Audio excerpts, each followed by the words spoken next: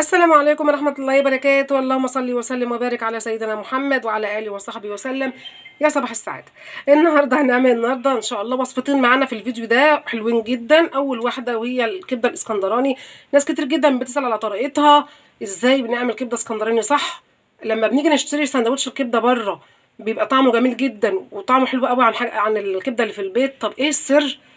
النهارده جبت لكم سر الكبده الاسكندراني الصح ان شاء الله هنعملها مع بعض باذن الله في البيت.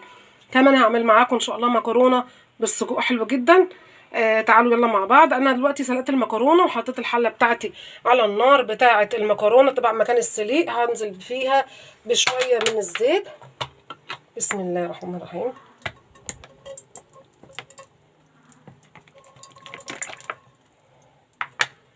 هنزل فيه ان شاء الله على الزيت بمعلقه من الثوم المفروم.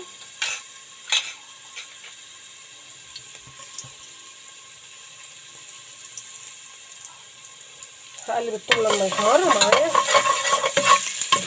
يصفر بس كده. طبعا الحله هنا مكان السلق. انا سلقت المكرونه قلت طبعا يعني كلكم حضراتكم عارفين سلق المكرونه كويس. انا بسلق المكرونه في ميه فيها ملح شويه زيت صغيرين وعصير ليمونه. وطبعا الليمونه ملهاش علاقه خالص بالسليق، انا بحطها علشان طبعا بستعمل هنا الالومنيا، فبحطها علشان ما تتفاعلش الالومنيا مع الاكل. هنزل بنص كيلو من السجق. بسم الله الرحمن الرحيم. متقطع صغير. اديله تشويحه كده مع الثوم.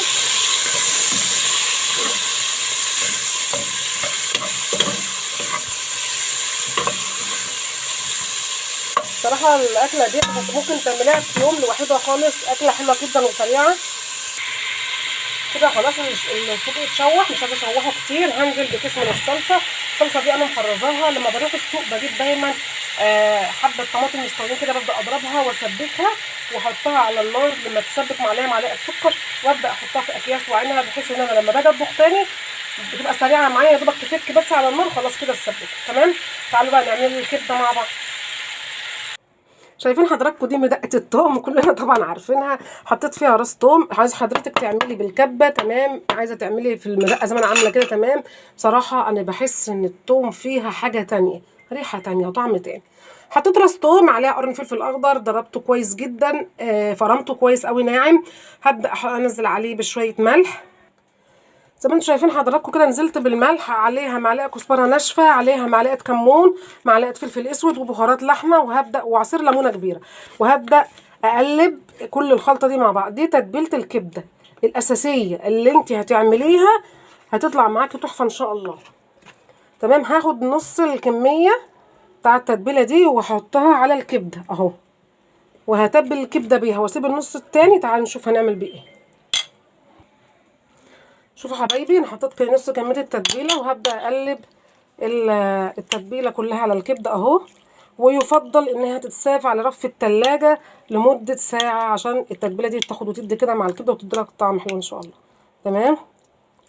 طبعا انا مش عارفه اشتغل بايد واحده فاعذروني يعني. هروح تاني بقى لنص الكميه بتاعت التتبيله. تعالي معايا نشوف هنعمل فيها ايه.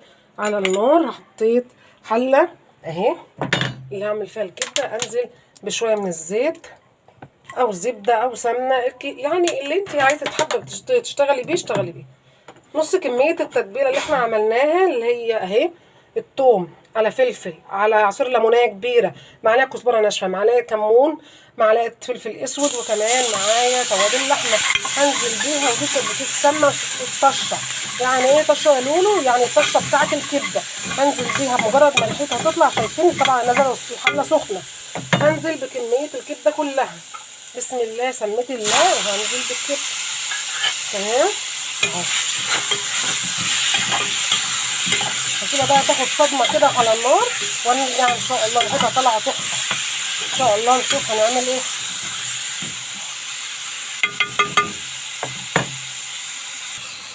شايفين حضراتكم بنات كده الكبده غيرت لون معايا. ما تسيبهاش كتير على النار. انزل بقى يا لولو بعد كده فلفل احمر واخضر مقطع رفيع اهو، كميه فلفل محترمه كده. الفلفل هيدي لها طعم ويخليها حلو. الكبده الاسكندراني يا جماعه مش بتحط لها بصل. الكبده الاسكندراني مش بتحط لها بصل.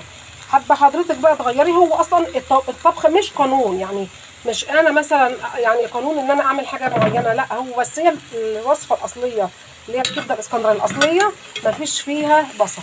حابه انت حضرتك تضيفي لها بصل ضيفي، مفيش فيها مشكله خالص يعني. كده انا هسيبها بقى تتشوح وتدي مع بعض كده، وهدي النار عليها خالص، وبعد كده نرجع مع بعض نشوفها عامله ايه. معايا الحله برده اللي احنا علقنا عليها بتاعه المكرونه، الطماطم بدات تفك اهي، وطبعا معايا السجق على النار، وهبدا اقلب كده لغايه ما الصلصه معايا تفك خالص، ونبدا ننزل بالمكرونه المسلوقه. شايفين كده يا بنات كده التسبيكه بتاعت السبيكه طبعا ما خدتش معايا وقت على النار، لان هي اصلا انا مسبكه الطماطم اساسا واتفكت بس مع السجق. هنزل بقى بالمكرونه معايا. طبعا الكبده اهي على النار برده شغاله فيها شويه صوص كده هتشربهم، وابدا اطفي عليها. تمام. عملنا اكلتين سريعه جدا في المطبخ للناس طبعا اللي موجوده في المصايف دلوقتي حاليا وبتعوز تعمل اكلات سريعه. حتى ست البيت الموجوده في البيت عشان الجو حر ووقفه المطبخ الطويله، حضرتك ممكن تعملي الكبده دي في يوم سندوتشات لاولادك مع شيبسي مع سلطه طحينه وسلطات. ممكن تعملي وصفه المكرونه بالسجق دي في يوم. عندك وصفتين احلى من بعض بصراحه، ريحتهم طالعه تحفه تحفه بجد. امشي بس على الخطوات اللي انا قلت لحضرتك عليها ان شاء الله تطلع معاكي جميله جدا. هنزل بقى بالمكرونه ونستنى لما دقيقتين اتنين لما الكبده ان شاء الله تنشف، ونبدا نجهز مع بعض الاكل. المكرونه كده يا بنات جهزت معايا، ريحتها طالعه يا بنات تحفه تحفه، حمرا جدا، بس مش عارفه ليه الالوان عندي في التليفون مش حلوه. دايما اللون الاحمر في التليفون عندي مش بيطلع غامق يعني. طبعا الكبده دي خلاص تمام. تعالوا بقى نغرف الاكل بتاعنا ونشوف هنجهز الاكل ازاي. وعملنا اكلتين في وقت واحد، وتقدري حضرتك تاكلي واحده في يوم والتانيه ممكن تعينيها في التلاجة تبقى جاهزه على التسخين، بمجرد ما انت هتدخلي تسخني وتجهزي سندوتشات سريعا سريعا. عملتي اكلتين في وقفه واحده، واستفدتي من الوقت بتاعك في المطبخ باكلتين مع بعض. تمام. تعالوا بقى نغرف الاكل ان شاء الله مع بعض. اتفضل.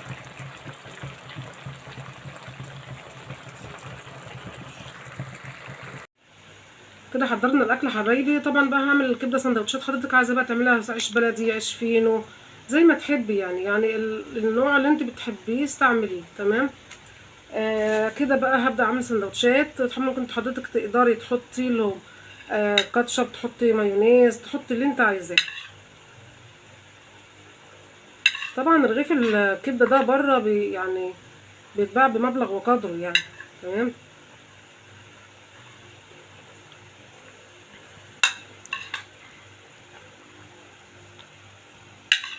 جبت بقى طبعا شيبسي جنبه، وطبعا المكرونه اللي قلت لحضراتكم عليها. وتقدري حضرتك تستعملي الطبخه دي في يوم والطبخه دي في يوم، يعني ما ينفعش الاتنين جنب بعض. انا عملتهم بحيث ان الناس اللي في المصايف تقدر تعمل الاكلات البسيطه دي بكل سهوله. انت ممكن تقدري تعملي الاكلتين الوصفتين وانت في المطبخ مره واحده، تعيني مثلا منهم اكله في الثلاجه وتستخدمي التانية، او تعمليهم وتخلي مثلا ده الوقت وده الوقت. يا رب تكون فكره النهارده عجبتكم، الكبده الاسكندراني عجبتكم، المكرونه بالسجق الجميله بتاعتنا تكون عجبتكم. بالف هنا وصحه وسعاده يا رب على اللي ياكل. ما تنسونيش في اللايك والاشتراك في القناه، فعلي الجرس، وتكتبي لي كومنت من حضرتك كده حلو يشجعني فيه. بشكركم جدا، والسلام عليكم ورحمه الله وبركاته.